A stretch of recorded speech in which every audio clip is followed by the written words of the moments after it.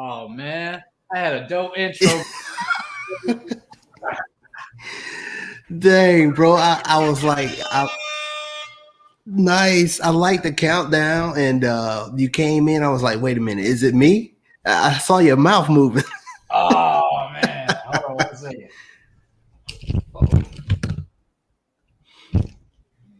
Let me fix myself, ladies and gentlemen. How you doing, Mike? Man, I'm good, bro. No complaints. Beautiful Sunday. Another day on this side. Yeah, I'm good, man. I think I was telling you before we started about 30 minutes ago that Sunday nap feeling hit me. Oh yeah, but yeah, I'm good, man. How are you, bro? I'm good, man. Life is good. Awesome, dope. We we're constantly on that path of discovery and learning. You know, Yeah, exactly. uh, yeah, man, it's work. You know what I mean? It But is. that It really is. It's work for sure. and that's why which is cool that able to continue bro study because couple well it's been over a year, huh? That we Oh started. yeah, for sure. Yeah, it's been over a year because you remember at one point, man, we took it was probably a couple months. It was like a span of maybe a couple months that we didn't have one, and then we picked it back Yeah. up. Yeah, so it's definitely been. I think the first one. I think the first one was like fall, not even winter, like fall. Mm. Fall 19. Oh, okay. Yeah. Okay. Yeah. So it's been a minute, man. Hmm.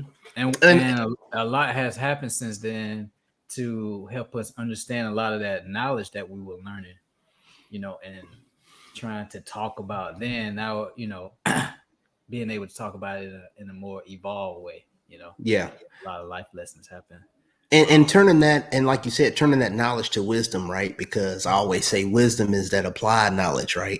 Right, It's right, one thing to know a lot, I know this, I know that, but the true right. What are test you What are is you doing with it? right. The true test is now you're not in a receiving mode, but it's now I got to apply this, what I've learned. And that's, I think that's the journey daily that we have to make sure that we're on top of. Is like, okay, now how do I apply all this knowledge that I've gotten since I was a kid? Right.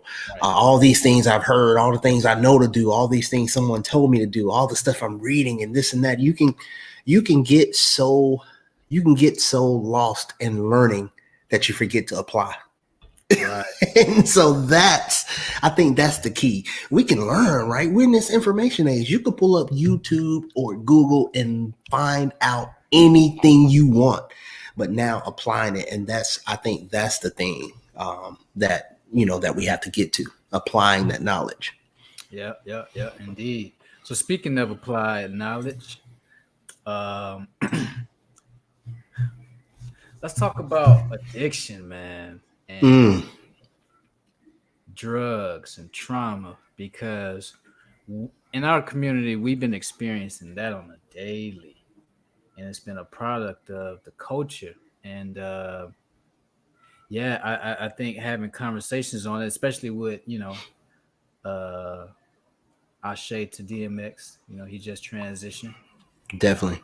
And maybe we can talk about how his story reflects our story as a whole, because he had a whole life of pain that he was dealing with, Right. that he couldn't escape from. Right. Um, but at the same time, look how much still at the end of the day, somebody who was in so much pain inspired so many people. hmm You know what I mean? Yeah, for sure. Yeah. Was But his music was pretty much an anthem for us for quite a while, in Oh man, what? I that mean, little think 4 year about span.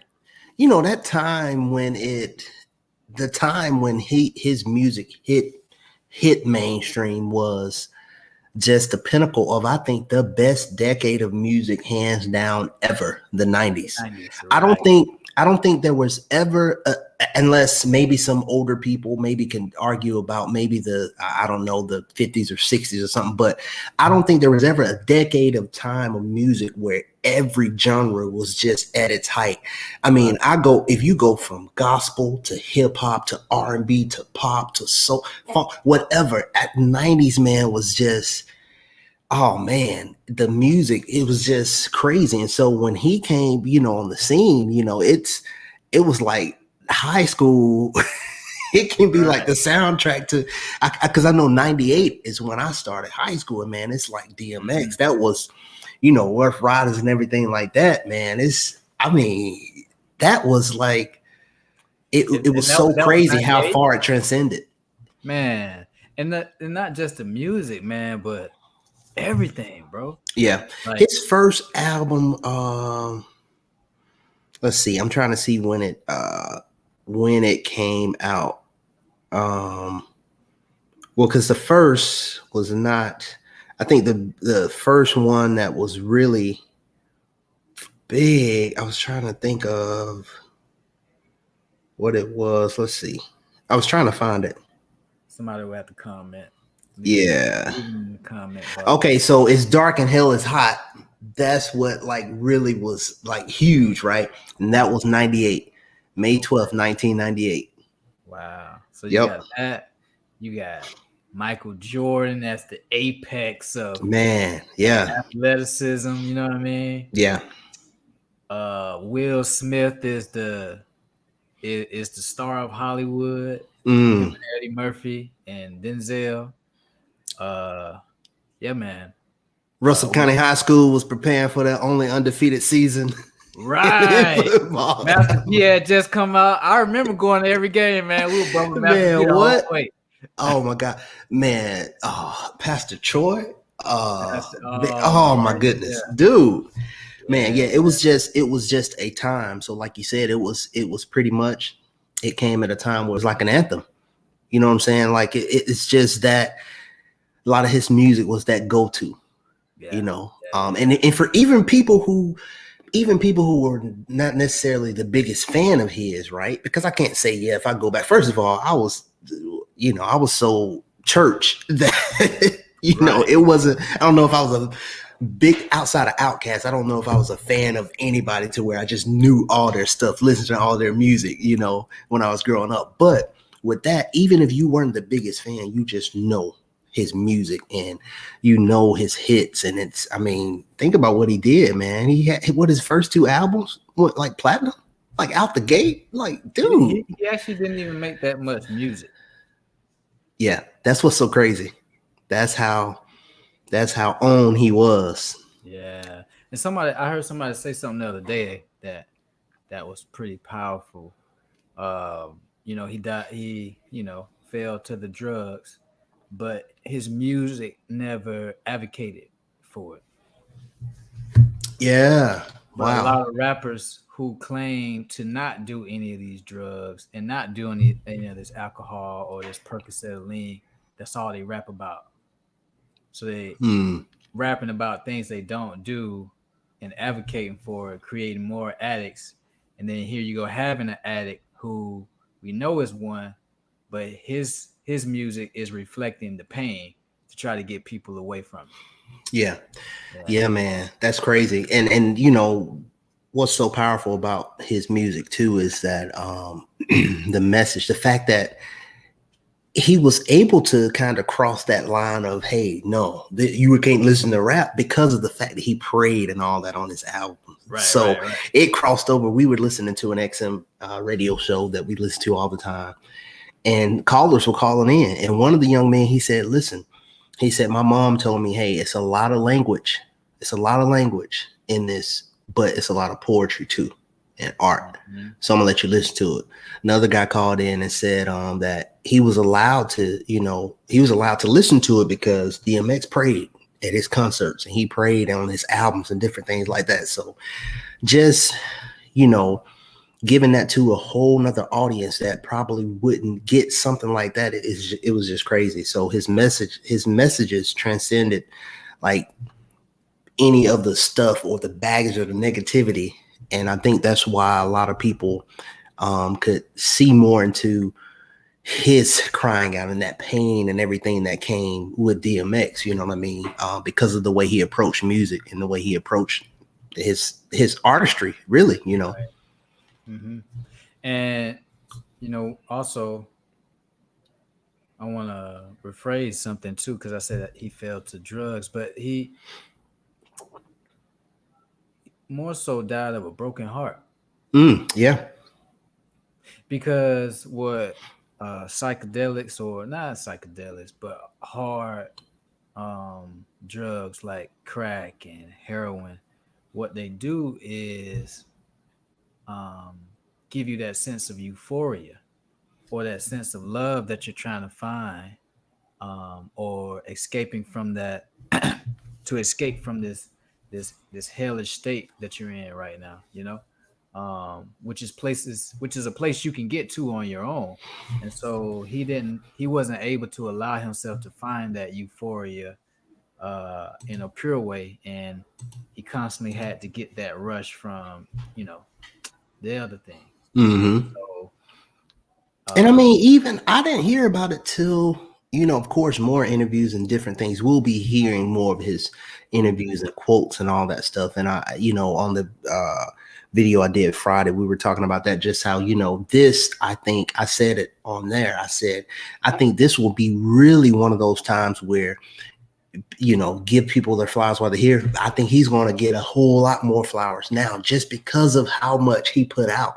People will go back and those lyrics. I automatically saw, the meme floating around of all the names that he did in this verse. Right. And I thought that was dope. It's just amazing. But now when you go back into some of his songs and the lyrics, his quotes will start coming up. I think this is going to be even bigger for a long time. We'll be hearing about different things that he said in these interviews. The interview where he was 14 years old, and the way he was introduced to like hard drugs, his marijuana was laced. And he really broke down. It was like, he was holding back the tears. Like, how could you do that to a kid? I looked up to you.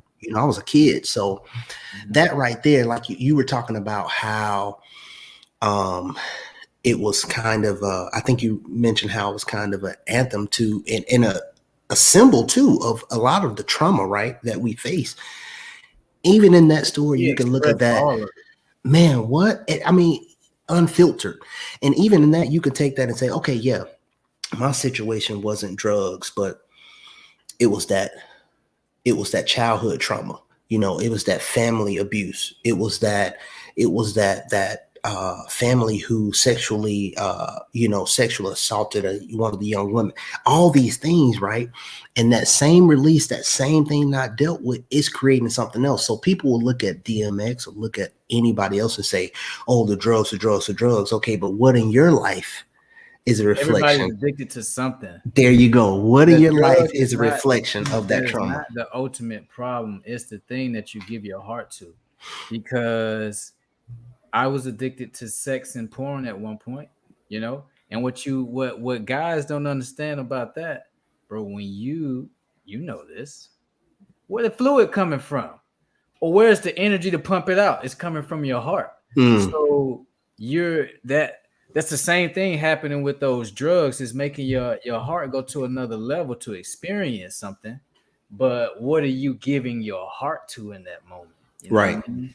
And it's the thing, is it yourself, or is it the thing that you're addicted to help you find what you're looking for in yourself, which is just to feel good about who you are. You know what I mean? That's really what it is at the end of the day. You want to experience love, or you want to experience peace, or you want to experience happiness. Right. And some people, and for anyone who can't find it, they look for it in clothes, so they go shopping all the time.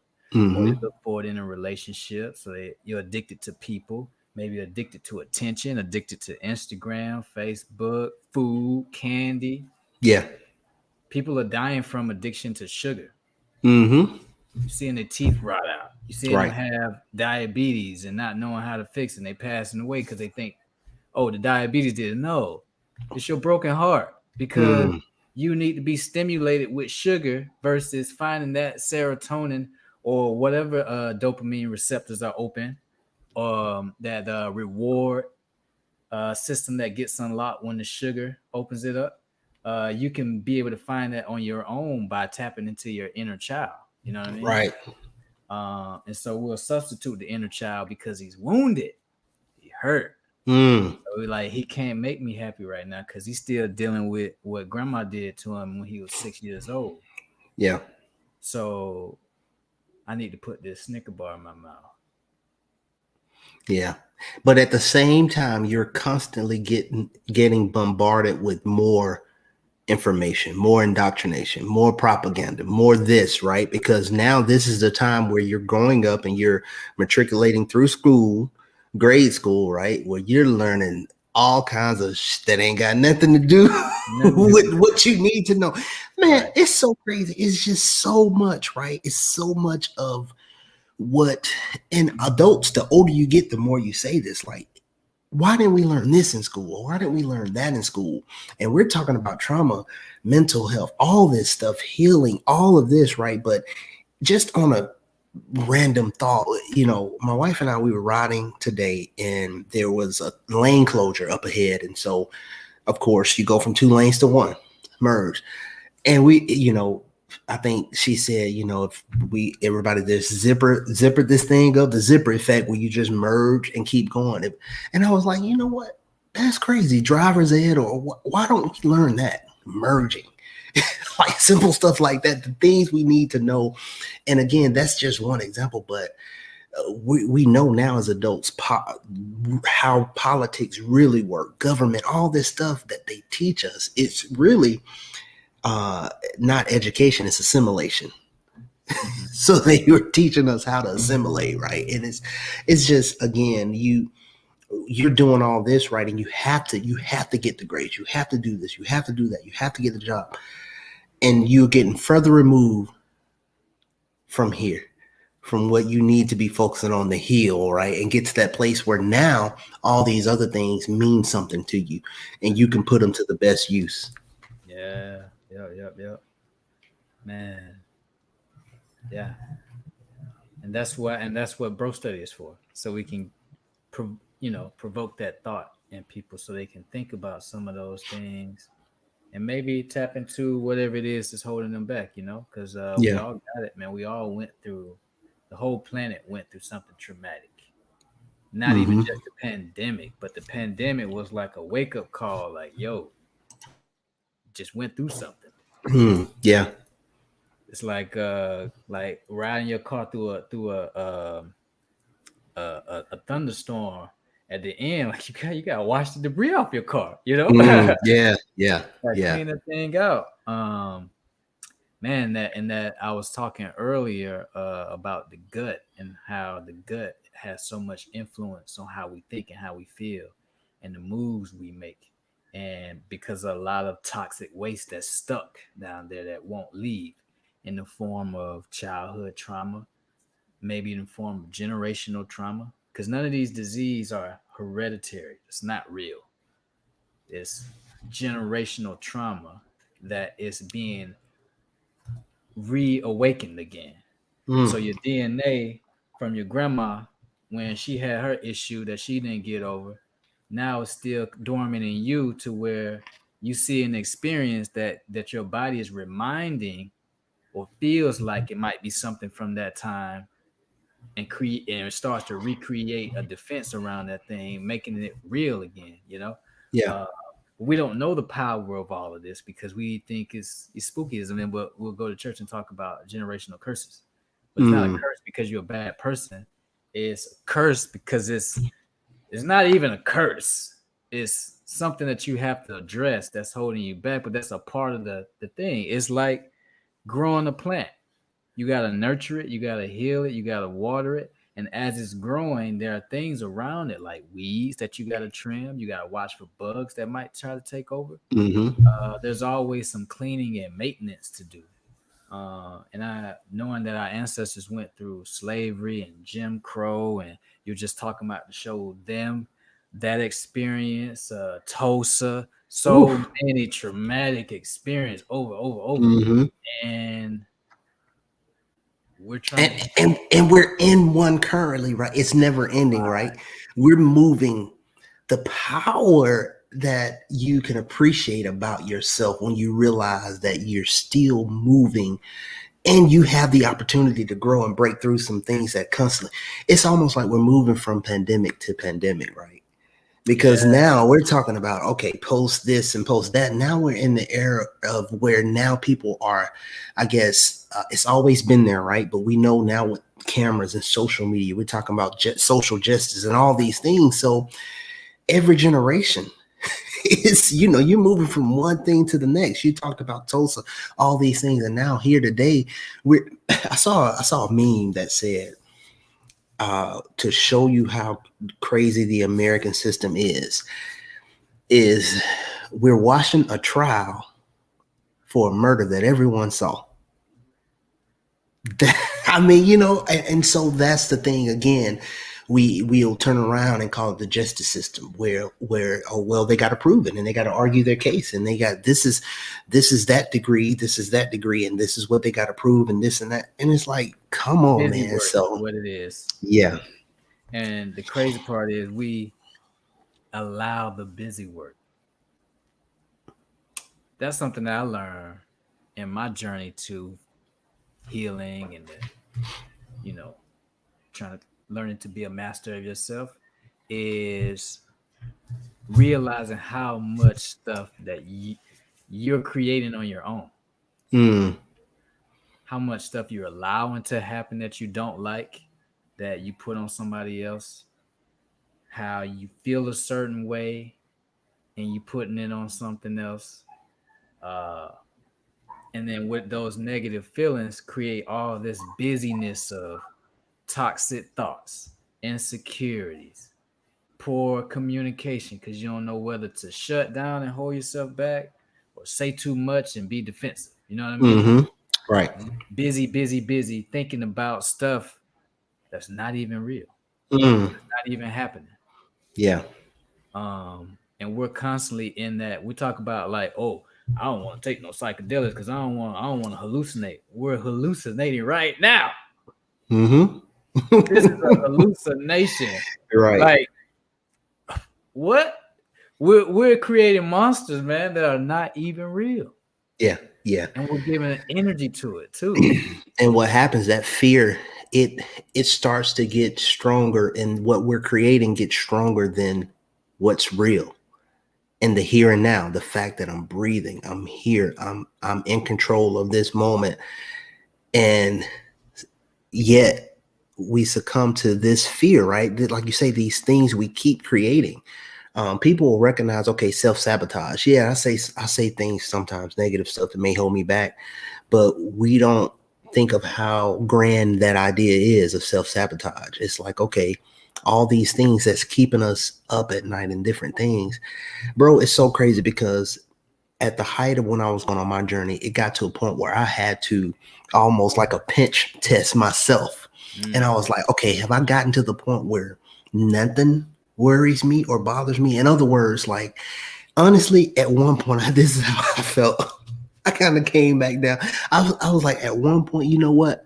I could just totally be off the grid somewhere with nothing, man, and be at peace. But it's one of those things where now I realize that what keeps me going and thriving is the fact that now I'm at a place where it's not about the material. It's not about the money. It's not about this and that. It's really about, okay, what's that passion? What's that purpose? What do I want to do? What do I want people?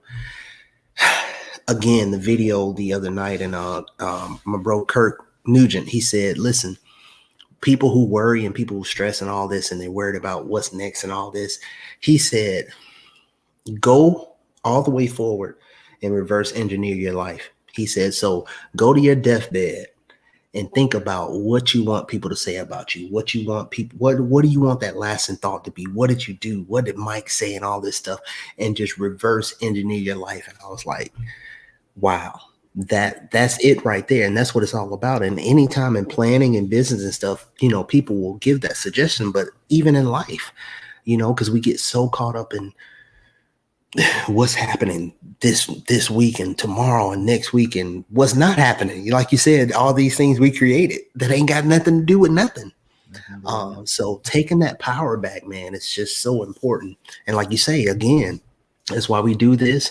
And it's creating that space for that person who, you know, I feel like when I do a video or when I put anything out, I know we're in this world now of social media and it's all clicks and numbers and all this stuff. But I'm like, my whole thing is I send out the energy that if one person can get this, if one person sees one of the bro studies we've done, if one person sees any talk that you've had on coffee and cannabis, if one person see a message, one of my videos, one of your YouTube videos, one person can get that message, then I'm planting that seed and I'm watering that seed, you know. And so that's what it's really about, man, because so many people, even more so now, so many people are in a place where they just don't know where they can find that outlet.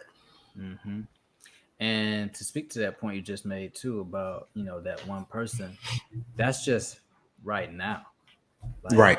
one of my favorite teachers is Bobby Hemmett, and I'm just now watching videos from 95. Yeah. He probably had 20 people in that room, but didn't know, you know, 20 some years later, thousands of people will be watching this video going, dang, Right. he's saying something that I need to hear right now. We're thinking that what we're talking about right now is only good for this present time, but no, this is universal knowledge. Mm-hmm. This is timeless knowledge. Because like where we are right now, some people are not even going to wake up to this point until 20 years from now. Yeah. You know what I mean? So this would be a reflection like, oh, okay, that's what they was talking about back then. This isn't new. You know what I mean? Right. It's Exactly. good that it was getting out. So that's inspiration. And yeah, man, that keeps us going. Mm-hmm. Yeah, for sure. And that's the thing, man. That's what it's all about for me, man. I'm like, you know, and this is stuff I openly invite and manifest into my universe. That listen, that one day, some video I did in 2017, the right person is going to get a hold of it, and oh my God, it's going to create some change in their life. And not even about, oh yeah, that's going to go viral, but no, I always think about, you know, everything I put out, it may be 2 people seeing it now. It may be, you know, it's so funny because one of the best examples of that is I did a talk, kind of speaking little forums with the youth for Birmingham Education Foundation, and it was just talking to them about their brand. And I was doing my workshop, my station. They would go from station to station. My station was talking to them about their brand and the importance of protecting it as high schoolers and young adults. And I think we saw 11 groups of youth that day from the Birmingham City Schools for 2 grades, and each one of them had maybe, you know, anywhere between 15 and 25 youth in each group. So the very last one, now again, I had been doing these. The very last one, the president of the Black Alumni Association, UAB, she recorded it. She recorded that, right? And it was probably, in my opinion, it wasn't even the one that I think was most impactful. I had, you know, groups where the young youth were talking back and different things. And that right there, every time it pops up on UAB Black Alumni Association memories or mine, like I had so much feedback from just that one. And I was thinking like, wow, that, in my opinion, I was like, that wasn't even the best one. But again, like I say, every time it pops up or if somebody sees it, they'll comment like, man, this was awesome. When was this? And I'm like, oh yeah, I think it was early January, February of 2020, or was it? Yeah, 2020. So I'm like, you know, that's the thing. Again, you never know. And that's what it's all about. You never know when someone's going to come across something like you said, maybe 5-10 years down the road, heck, 20. But when you that's why I always encourage people, put your authentic self out there. And what I mean by that, yes. And that's perfect way to tie that in, because when I say that, put your authentic self out there, good, bad, indifferent, whatever. When you leave, there you go. That's it. And the other reason that you do that, you put your authentic self out there, because the person that needs your message will get it. they will find a way. It will attract to them, right? And so that's why it's important, man. Be you. Be you 100%. Yeah. And being you doesn't mean it's that church idea of be ye perfect, thinking that the best version of yourself is this perfect, like, Mm, oh, when I get it all together or when I heal everything. It's really when you accept yourself. yeah. Like that in that temple wall where you see the double head with Set and Heru, is the concept that you have light and you have dark. You always gonna have shit in you, Mm-hmm.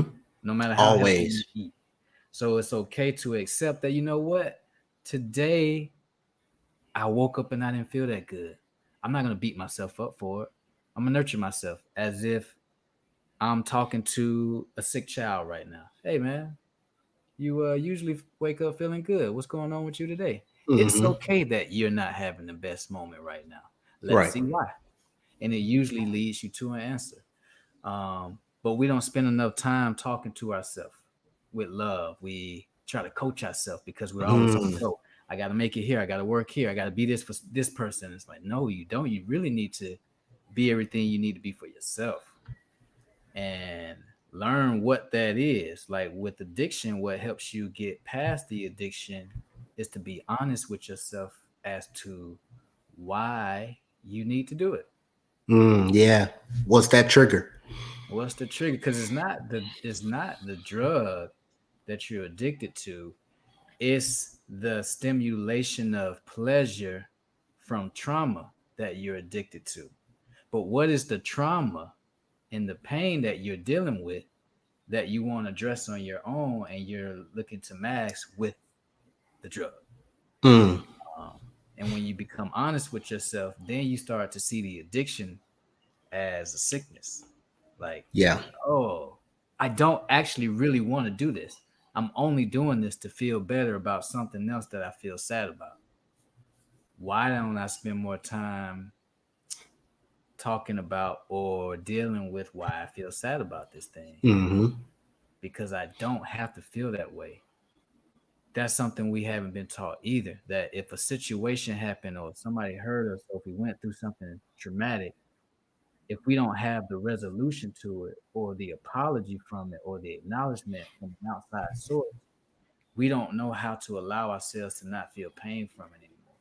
Yeah. So, like we still need some type of validation from somewhere else versus giving it to yourself, which is it's tough to do sometimes because you basically gotta create it on your own or realize it on your own, and nobody's gonna teach you about love because nobody really knows except for your own personal interpretation whenever that thing really opens up. You know what I mean? What Right. looks like when you're not loving because you become reactive, you become in a shell, you do things that you regret later. Mm-hmm. Um, yeah, that trauma and finding that peace, man, and that addiction.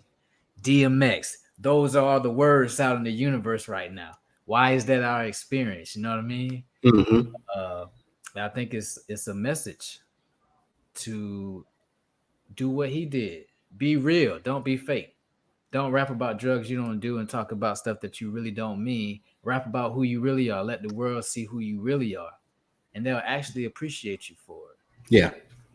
And that might actually lead you to finding your true love because you're being your authentic self is the only thing you really can do. That's the only way you're gonna feel happy here is when you fully expose yourself and fully accept who you are and just embrace it and express it. You know what I mean? Yeah.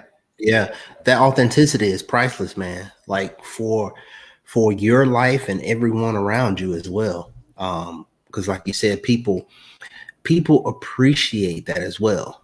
When you share and show your authentic self, and people appreciate that, and they gravitate to it, right? Because it's like, okay, it's almost like a boost to that person. Man, you know what? I can do that. I could be real too. I like that. Right, right. Here's what's so crazy too about that DMX. And I meant to talk about it earlier when I was talking about different messages that came through, but it kind of really, when I was talking about how he kind of crossed over into like an audience that would never listen to him. Man, you know how many of like our parents' generation, and even I would hear this in churches and stuff, and even my dad would knew the words to this chorus.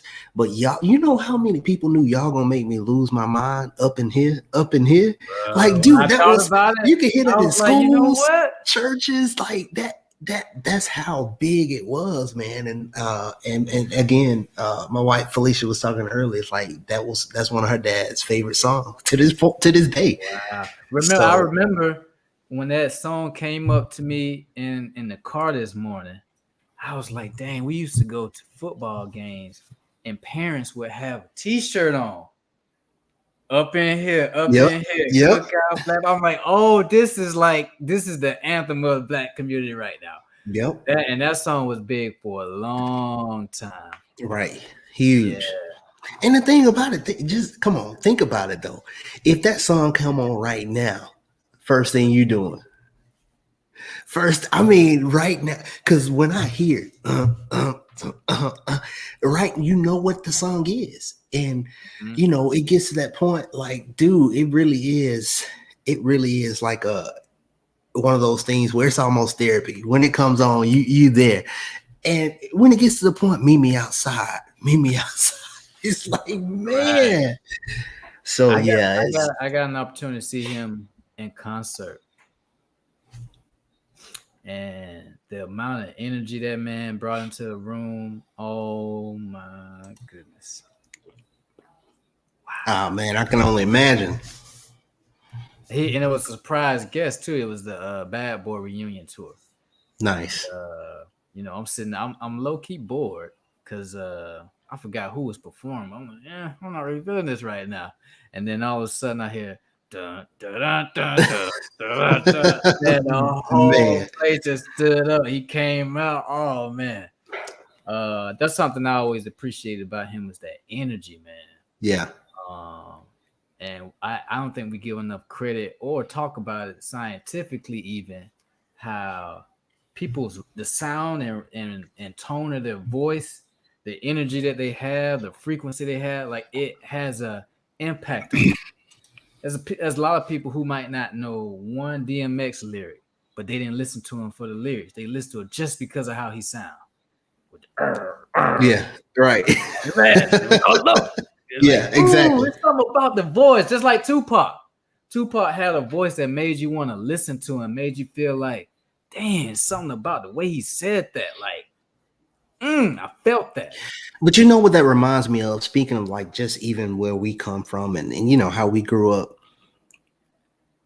the voice, the preacher voice, right?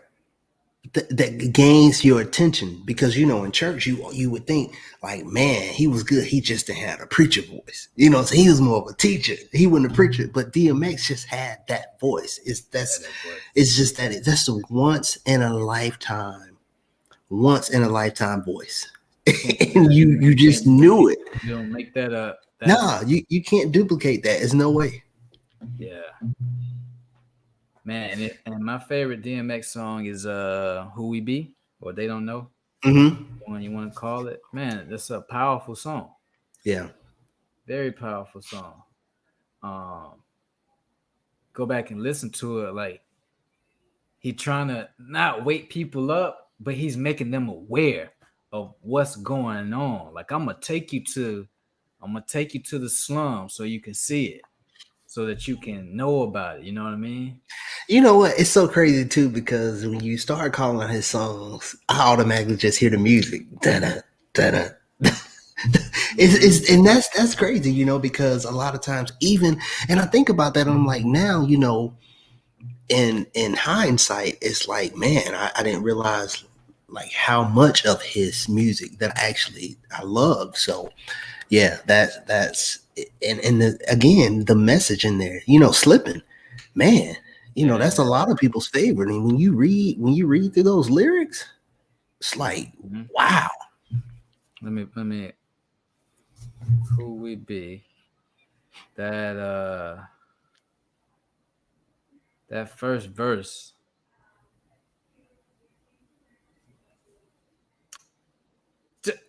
He's so clever, man. So clever. The city, the farmer, the babies, the mama, the projects, the drugs, the children, the thugs, the tears, the hugs, the love, the slugs. He giving you the light side and the dark side. Man, The wow. whole Yeah. song. The snake, the grass, too long to see. The lawnmower sitting right next to the tree. There's danger here, and the solution to make you aware the danger is here, but nobody's using it, so somebody's about to die. Wow. Yeah, man. It's crazy. Yeah, Powerful. powerful. Look, and man, did you see that concert where I think he was in Australia, and there was like 20,000 people outside, and they were all in tune, knew the whole song. song. Just right there with him. Yes. Wow. Yeah, man. That's yeah. Again, like I said, even as we talk about it, right, and hearing more of the conversations and shows and podcasts that reflect on it, it's like, okay, this is going to be, again, one of those big ones where now he's going to be even bigger, post transition. So because these stories are the ones we'll keep hearing, you know what I'm saying? And so that right there, I think it's a blessing in that, you know what I'm saying? Because now when I was talking about, reverse engineering your life and talking about how, what do you want people to say? What do you want people to say about you and remember you for and all this. And what I like too about all the shows I've been hearing, they're talking about him, they quickly, it reflects positively on him that they quickly negate any of the negativity or the rumors that were out or the drugs or the this or the that or he had this, he had that. People quickly go back to, okay, let's talk about who he was when he was here. Let's talk about what he did. Let's talk about his impact. Let's talk about the life, not the death, And so that's big. That says a lot about your character and your dash, right? On your headstone, your dash. It says a lot about your dash because you got two dates. You got a year, 2 years right there, but that dash is what's important. So yeah, man. He used that dash to tell a story. And that's something that I'm learning too, man. Your life is a story, and it doesn't have to just be all peaches and cream. Mm-hmm. You want your story to be exciting, man. That dude got an exciting story. You know what I mean? For sure. And an impactful one at the same time. You got all the levels. You got the high energy. You got the low energy. You got the pain. You got the inspiration. You got the realness. Yeah. I'm just so glad they were able to do the what was the series called? I'm so glad they were able to do the Rough Riders thing while he was still here, and because a lot of times, even documentaries and things like that, it happens after they're gone. And I think too, people appreciated it more, and I'm sure his streams went up because I think people appreciated that story of, man, like this dude was a beast, like just in life in general, and his command for just kind of changing the dynamic. I think that was a lot of things that came out too, like changing the dynamic of a room when he entered with all these artists and stuff like that. So that's huge. Spiritual, man. When you artists with that voice, man, it's something spiritual to that, some ancestor stuff to that, man, some God stuff to that, because the other people who have voices like that just like, why? First of all, why do you talk that way? Because it's not regular.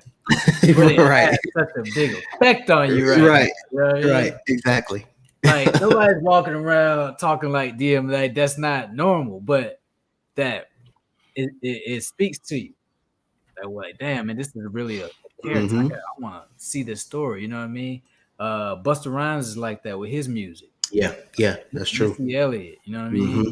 They got that character like, whoa, wow. Mystical is oh yeah, for sure. Yeah. Like he be having panic attacks when he start rapping, man. right. Yeah. Like he about to, Like you about to speak in tongues or something. You know what I mean? Man, for real. Yeah. Yeah, Um, that's a good one. I seen Bone Thugs and Harmony in concert a couple times, and when Busy Bone get the mic and he started rapping, man, like you got like, and I heard this about Jay-Z too. Like they be doing stuff with their eyes, with their mouth, with the way they move their head. It's almost like they're channeling into something. Mm-hmm. Cause to be able to put that many words together and make them rhyme in a language that you was forced to speak and create a melody behind it at the same time and tell a story and make it up on the spot. That's some genius stuff right there. Yeah. And it's coming from most of the most genius ones come from the most traumatic childhood backgrounds. All our Yeah. favorite rappers come from the hood. They come from the ghetto and they come from drugs. Yeah. This is producing uh what do we label this? What do we call it? Because it's producing the type of genius that we get to appreciate in one form, but it's also showing us the pain of the human being who is suffering that we Mm-hmm. don't know how to give love to, Right. dissect it to. You know what I mean? Yeah, for sure. Yeah. Wow. They either sold the drugs or they were ones addicted to it. Mm-hmm. Or family, right? Like they saw people die, saw people murdered, or had a family member, had a mom, a sister, auntie, or uncle, a dad addicted to it. So yeah, it's all that. It's really it's all that trauma coming out in art form Mm-hmm. and putting it out there in a way that, hey, listen, I'm gonna tell my story because I know someone will connect with it because I know where I came from. And I know all I saw. So yeah, when you said that, I was like, yeah, you're right, man. It's channeling. And then just one of those thoughts floated by, like, wow, it's so crazy that you said that the ability to do that in a language that's not yours is like from the start, from the 70s, 80s on. Is that why hip hop has been battled so hard, you know, and infiltrated in terms of, to control the industry. So, Because we're taking the language and we're making the rest of the world speak English how we do. mm, yeah, that's true. Not Because you how go to Japan, whatever, they rapping it just like it is in English, but can't speak English. Crazy. That's and crazy. we use language different than anybody else. Everything is neutral. We can take one word and it can mean the best thing and the worst thing at the same time. Man, Nobody else knows how to dope, do dope. that. Right. That's dope. Damn, that's dope. Like, wait, which one did you mean? Or like, Right. The culture, man, is crazy. It's crazy. Lit, just anything in the language, in the and uh everything is a nickname based off of an element: lit, fire, cold, ice, wet, wow, drip. drip.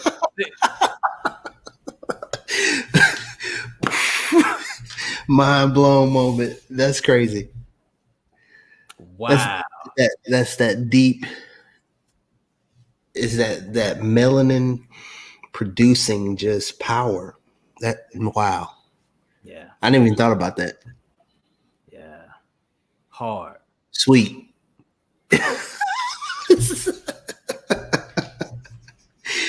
That's crazy. Wow. And you know, it was the part of the trauma that's still speaking out. A lot of times with the New York rap, they only know how to make metaphors based off of drugs. Like it's that ingrained into whatever that trauma or that culture is, to where you know what it is? It's because in order to make a drug, you have to do alchemy to it. And so on one end, the danger is I'm doing alchemy on something that could kill me because it's dangerous. On the other end, I'm a black man learning alchemy. Mm. What if I turn that same knowledge and energy on myself? turn that shit into bars, turn it into a business, turn it into an evolution of myself. You know what I mean? Yeah. I know how to turn this hard nothing and flip it into something. Master P was all about manifestation. All his songs was about, and I thought about, I was like, this is so deep. This is pretty deep. You come from the ghetto, like you have nothing, but all you're doing is talking about how great you are. Yeah. Where did you pull that from? You know what I mean? Right. Like, damn, you are really speaking something over yourself right now. Got no money in the projects, talking about I'm the balls on the cell, I'm the fire down in hell, I'm the ice cream bell, I'm the gas you pumping shell.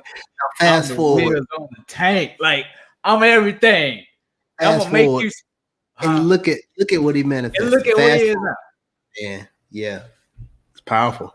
Yeah, man. Wow. That's my word of the week. Powerful. Power. That's crazy because it takes a lot to do that. Like you said, man, where are you pulling that from? You have now literally deal we talked about. He's went to the end game and just brought it all the way back and said, listen, I'm gonna speak all this I want to see and all this I want to do. And him, like anyone else with that, when you really can master that, you seem odd or you seem strange or you may seem crazy to people, but that right there, that's a powerful tool to be able to really fully grasp that manifestation and do that on your life. Wow. Yeah, man. There's I gotta find this, man, but they were doing a study on what the brain does when somebody's freestyle rapping, and it actually is evolving DNA, bro. Because it's forcing your mind to think and process and create something and build blocks. It's like a computer, and you're forcing it to build right on the spot, like you're making it stronger. You know what I mean? Because you're really having to think. Okay, I just said bye. I gotta find something to rhyme with that, and it can't just be anything. It has to be a story. Man, that to do that in a split second, where are these words coming from? Yeah. Because everything is out in the ether, right? So they're just pulling it down. You know what I mean? But you notice a lot of vulnerable people or broken people are the ones who allow themselves to be exposed to taking things in. People who are so programmed and locked down into what they believe, they're not very open-minded. So the sick people or the ones who are, on the other side, they're exposed because they're already vulnerable. Maybe they're exposed to too much, but they're pulling in things to make themselves empowered. You know what I mean? They're manifesting. And we go to church, try to manifest and still struggle with it because we're not having that confidence in ourselves. You know what I mean? Like they have no choice but to have the confidence because either I'm gonna say this and mean it till I believe it or see it, or I'm gonna die. Well, your lack of confidence. This just came to me. In that place, right? When we think of church, your lack of confidence keeps me in power. It keeps me in business. It keeps me, right? It keeps me knowing that I'm going to see you. I'm going to see you again. That's a drug. There you go. Get a hit. You feel good about it. And if you miss it, has gone away. And if you miss it, something ain't right. I don't know what. Bro, let me tell you. Let me rewind back to the first time. And growing up, I'm not talking about growing up, but as an adult. When I can rewind to the first time I missed church on a Sunday, bro, I was like, what is this? What is this? I don't know what's going on. Am I okay? And literally thinking, bro, that I am just knocking on the door to hell. Like I'm to bust it wide open. I'm knocking on the door. And that was the process, right? And like when you said addiction, I was like, whoa, it's that thing. You gotta have it. You gotta do it. And so now it becomes this pattern. It becomes this practice of doing something over and over and over again. And again, it's really about maturity, just like anything else in life. Spiritual maturity, growth. Are you growing? So yeah, when you said that, it just made me think, yeah, that lack of confidence, it keeps it full, right? It keeps those pews full. You gotta be crazy enough to say that crazy stuff about yourself, even though your reality in the present moment doesn't dictate that or show you that. But that's what they tell you in church. What faith is. Faith is believing something that you can't really see right now, expecting it to happen. But you really gotta be crazy with it. Yeah, you might not have no money in your pocket right now. Yeah, you might feel bad. Just be walking around till it and start with the fake. Oh, I'm blessed and highly favored. That's programming. Because you don't even mean it when you say it. You just say it just to not say something negative. That's a good start. At least you're not, but it's better to be real and say, hey, I'm feeling a little sad right now, to be honest with you. Yeah. But you know what? I'm going to get better. And then just start speaking, be crazy. Just start saying crazy, powerful, positive things about yourself.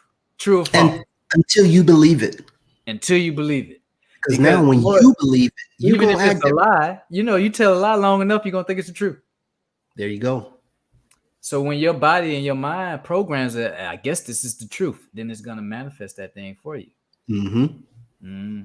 Yeah, that's it. That's it right there, man. Because now it's all about once you pick up on it and once you receive it and it becomes real for you. Now you can do some things. Now you can change some things up. All right. You can go through that process of alchemy, right? You can make some things out of nothing. Right. You can turn some things. Hey, that's what you can preach. You can turn some things around in your life. What was meant for your bad can now be good. You know what I'm saying? So that's when, hey, you can get that second win, right? But again, it goes back to what we're always talking about, right? It starts up here, right? It starts here. It starts inside, right? That whole connection, that whole chakra center, it starts there within. You got to go within to be healed without. Yeah, man. And you can't be afraid of death. That is a part of alchemy. It's facing death. Facing the thing that everybody on this planet knows that they're going to experience at some point. So why be afraid of it? Face it. And when you face that in your inner journey, it takes you into the underworld so that you can see all of yourself. And when you face that death or you die to the old part of yourself, you can rise out of that thing like the Bible tells you. Jesus being sacrificed on the cross. Didn't he say you got to pick up your own cross? That sounds to me that you got to die too. Yeah. You got to accept your sacrifice and accept all this pain coming from people who don't know that they're giving you pain and still say, I forgive you. I love you, because you don't know what you're doing right now because you're still asleep. But I'm going to take it and I'm going to take this pain and I'm going to die to my old way and I'm going to let all this stuff be buried and then I'm going to rise back out of it. Yeah. That's it, man.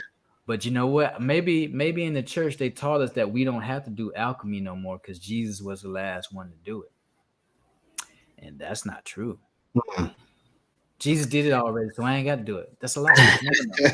He did it so you can see. Paid it all. Say what? Jesus paid it all right. He paid it all for himself so that you can see how to pay it off for yourself. Oh, come on, man. The ultimate example. Right. Okay. And this is a question, bro. And this could be just random. You can say, okay, it's joking, but okay, if he paid it all, then why do you have to answer on Judgment Day? He paid, died, rose, all this for your sins. Then, okay, you're making sure your name is in the Lamb's Book of Life. He signed it with his death, with that last breath, right? He signed it. He signed your name. So where's the disconnect?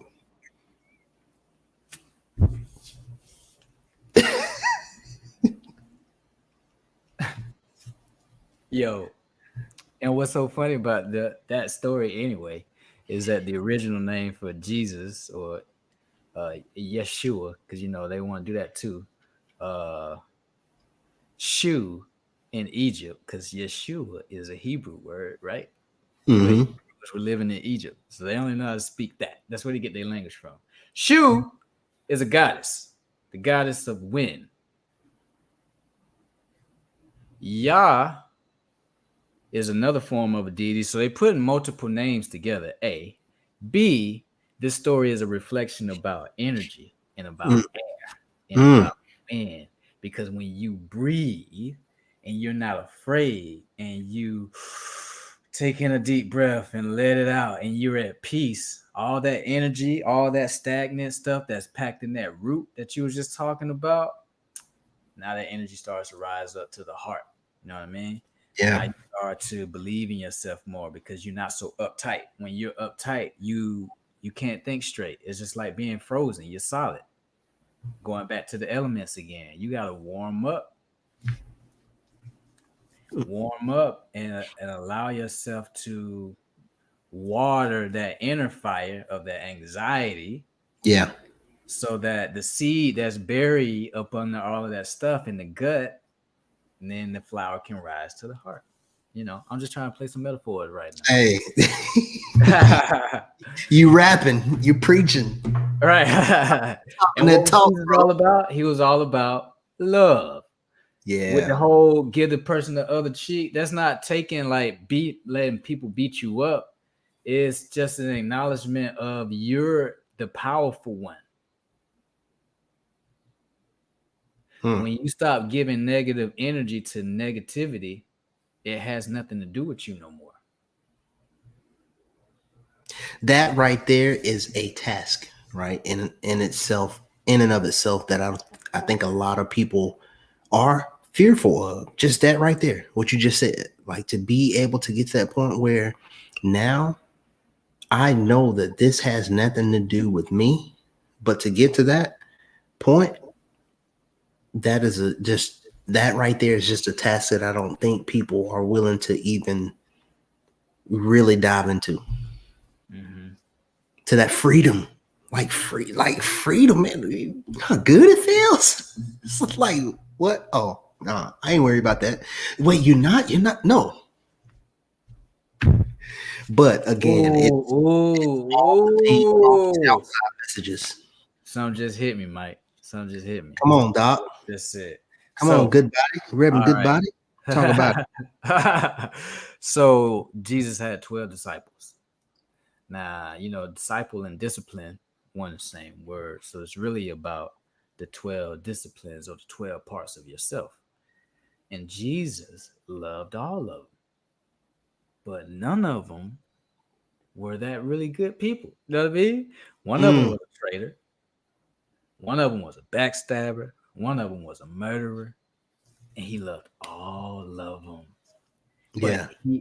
but it's also like that when you address all the messed up parts of yourself and Hmm. also the good parts of yourself, you're able to rise up And to because be you start whole.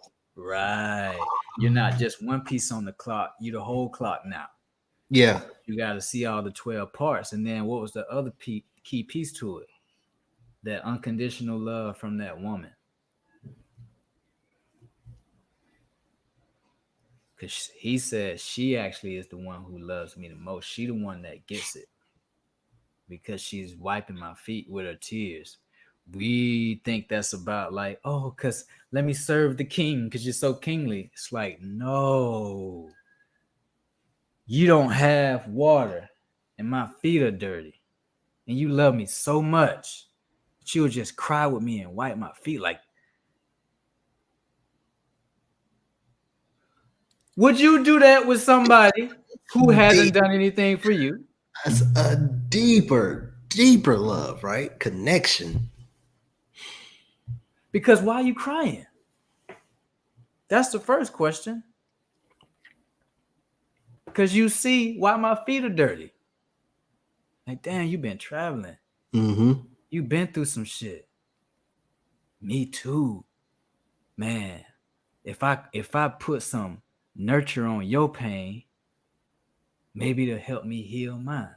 Yeah, because the heart The heart, the love in me recognizes and sees the heart and the love in you, the struggle in you, the light, what's missing, right? And that's why I said that ultimate connection, because that right there, for someone you don't know, there has to be a connection.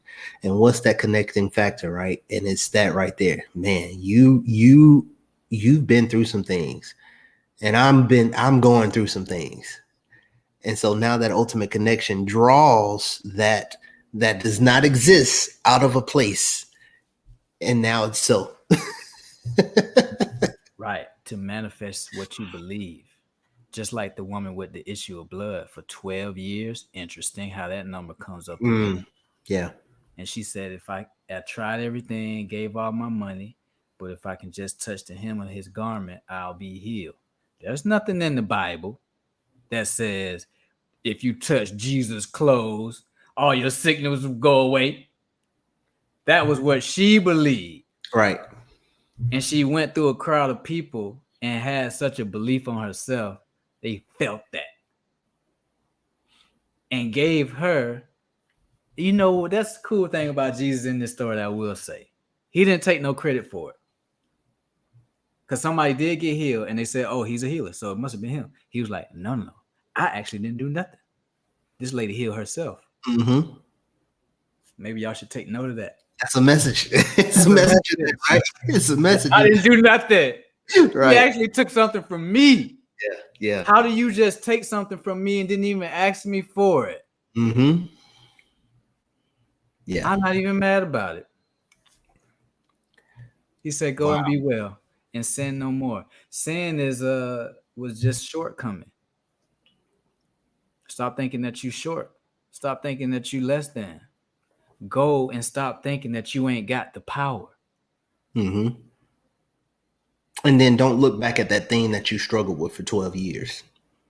Because now if you truly believe and you manifest it to that point where you were able to do that, you're healed. Go forward. So yeah, that's, man. My word for the week, powerful. Power. Yeah. And to get there, there comes with a level of vulnerability. Mm-hmm. It was illegal at the time, I think. If women who had menstrual problems to be in public, you can get stoned for it. You know what I mean? Yeah. Just like how Jesus was getting abused and manipulated for his message. It's like, dang, that fear that if I really put myself out there, if I really become my authentic self, I might get crucified for it. But you know what? F it. I'm going to do it anyway because I have no choice. Right. But to put myself out there. And look what happened to her when she just put herself out there. She put herself out in a very vulnerable state, but found that thing that she needed. And it's like, you know, facing that monster. You know what I mean? I know this might come with death. She had to face death and got life back. Right. Yeah. That one other story in the Bible where the man, when the daughter was dying and the people were crying, they told Jesus, like, man, if you were only here, this wouldn't have happened. And Jesus got mad and was like, what is this? I don't have to be here for none of this. Y'all can do this on your own. This is frustrating me that we don't think the same right now. I'm not trying to tell you I'm God. Well, actually I am, but I'm telling you, you are too. I'm telling you, you are not thinking godlike. You are not. You are not thinking, acting, living godly. Follow me means, yo, how I'm thinking right now, you should be thinking that way too. So I'm not trying to be rich, even though I know I'm abundant. If I try to be rich, I'm being materialistic. Right. Also, I'm gonna be in love. Let me show love. Let me teach people. Let me talk in parables. That's cool. That's what rappers do. I can't force information down at you. I gotta talk to you in story form so you can go, huh? Oh, okay, I get it. That's what a good teacher does. Not going around on a third. Yeah. What you doing? But even in that too, with one thing that I think I was writing or studying something, taking notes and years ago. The interesting thing about that in parables, now when I go back and go through this parable, it's going to give me the exact message I need for where I am. And so now, because you can a parable, right? Or prose, poem, anything, you can read it at two different times and it means something totally different. So now, okay, I'm going to get the message that was meant for me, and the God in me is going to connect with the God in that message, and now I can have true healing. Now I can have my need met for for what I need. And so again, it's that's another thing too, that it's just like so much that we're not taught. It's the same way in church, right? In Sunday school, like even younger, if we learn more about all religions and how everything was written and the stories and the parables and different things, and how do we interpret all this, man. But no, we don't get that. We just get the story, and then this is what it means, now do this. And it's like, what? So I think that's the biggest thing too, is like, what do you need in this moment? Right. And that's some powerful stuff to take away from it. And there's something beyond that, because you take that message for that moment to inspire you, but then also going to there's the exoteric and the esoteric. So you got the surface, that's real, there's a reality there, truth there, but then a lot of times we don't like to go to that deeper meaning, you know what I mean? Yeah. But the more you sit with something, the deeper the message starts to go, to where like, oh, okay, when I first read this, it meant this.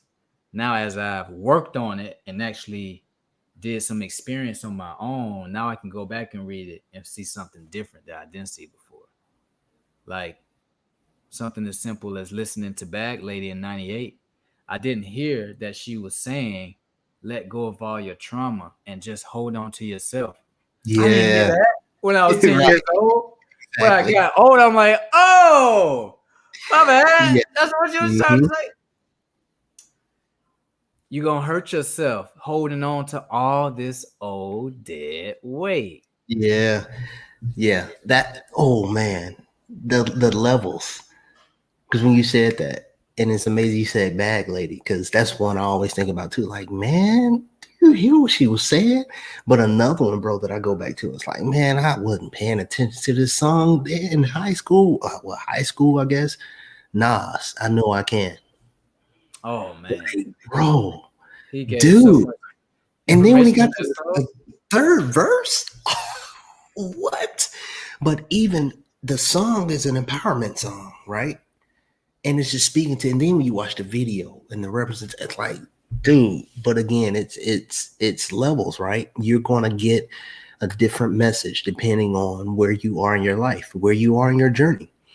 And we talk about it all the time, going back and watching movies or different stuff, man. I remember one of the first things I did years ago, I went back and watched what is it? I See Dead People. What is that movie? I went back and watched Sixth Sense and The Matrix behind each other this one Sunday morning. And this was, man, like 6 years ago. And I was like, I was just looking like, man, meant something totally different than all the other times I had watched it. But yeah. Wow. A lot of this stuff, man, like all the Disney movies. I told you to watch We're Back. You probably still haven't seen it yet, but I have not. Watch that movie with the dinosaurs. I gotta watch it. Plain and simple, with this nice scientist travels back in time with a spaceship with an alien after they have created this thing called brain grain cereal, processed food. If you eat it, it makes you smart, but actually it made them more cartoonish and more coonish looking. You know what I mean? So they're in the wild, and they're in 75 million years ago searching for T-Rex. And T-Rex is out there, Apex out there doing his thing. Yeah. Then they trap him and they feed him the brain grain cereal. Then his eyes bulk up. Now he looks like a soft cartoon character. And the first thing he starts to do is sing. He starts to sing, row, row, row your boat gently down the stream. He's saying right there that this Wow. life is a dream. That's the message of the story first. So now he can talk. So he goes into this room, and they took 3 other dinosaurs, female, and 2 other males, and they all eating hot dogs. And the fat one is like, man, I love these hot dogs. The black guy. And so, and we'll go back to that later. But anyway, the point is, he was outside playing golf, and there's a bird that flew down to him, and he was like, "Aren't you a dinosaur?" He was like, "Yes, I am." He said, "Well, then what the heck are you doing in Central Park playing golf?" And then he had to tell his story about how he transformed. So the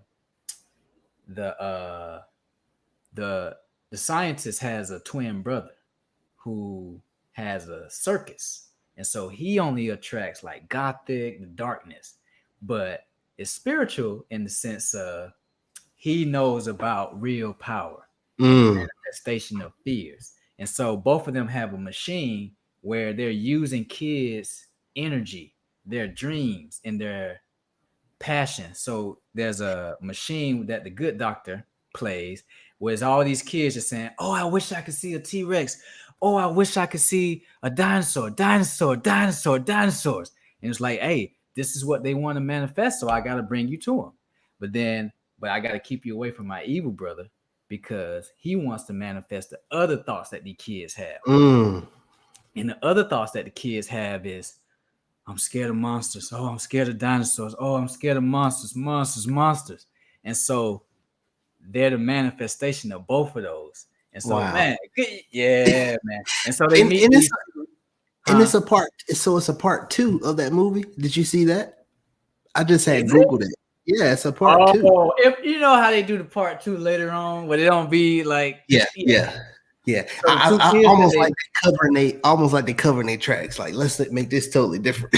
Right. Because the 2 main kids that they find, they end up finding a boy and a girl. And the boy ran away from home because his parents left him. And this little girl is depressed because her parents are never at home.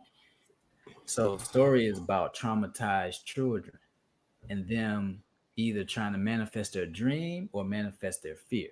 So they get captured and get taken to the circus, because now they want to run away to the circus, because that's what a lot of kids did. They ran away. But then they met the evil doctor, who hypnotized them and turned them into monkeys for a sideshow. And then so the dinosaurs now are trying to go back and save them. But he tells them, like, you can't hurt me because you don't even know who you are no more. My brother did something good to you, but he took away your natural instinct. Wow. Damn.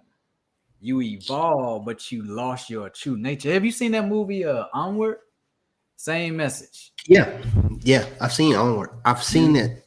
I've only seen it once, but yeah, definitely. Remember the queen lady who was in the castle? Mm-hmm. Now her castle has turned into like McDonald's, basically. Right. Yep. She's serving kids. Like, what? Who? How did I turn into this? Yeah. I used to be a ferocious beast. You know what I mean? And our beast got suppressed, and through trauma, that beast comes out and hurt people. Yeah. Hurt people. That's that people, beast. Beast right. used to be free to help people. You know what I mean? But it got locked down. Yeah. So yeah, man, you got to heal the monster. Wow. Yeah. Got to. If not, that monster will hurt someone. Yeah. On that note, guys, don't let that whatever that thing is, that fear, don't allow it to manifest into a monster that will take you out, because it is self-created. Go back and watch Monsters Inc. The whole monster factory only exists if the kids keep screaming in fear. Because when the kids actually went into their world, they were afraid of them. So you actually have the power when you find love and when you're not afraid of fear anymore. And then the monster, the scariest monster, actually becomes your best friend. Yeah. Yep. That's it. And I would just to add to that, I would say tap into those feelings, those emotions, that fear. Why is there a fear of this thing? Because then you gotta go back and say, okay, what taught me this fear? Who told me to fear this? How did I get here? But that's the thing that I think will help. We've been talking a lot about healing and trauma, and I think that's one of the biggest things that'll start you on that journey to getting over that, to healing that, is actually tapping into it, not run away from it, suppressing it. No, dealing with that thing, because that's a hard part. And again, it's people don't want to actually deal with the thing that's right there, but tap into it so Face it. you can truly heal. Face it, definitely. You're more powerful than your biggest fear. Nice. Yeah, yeah. And on that note, come and see us next week. We'll be here, continue the Yes. conversation. Great talk, bro, as always. Yes, sir. You got anything you need to let the people know? Man, no, man, have a great week, man. Like I say, my 4Ks, keep going, keep grinding, keep showing, keep shining. Hey, there it is. And on that note, we up out of here. Peace.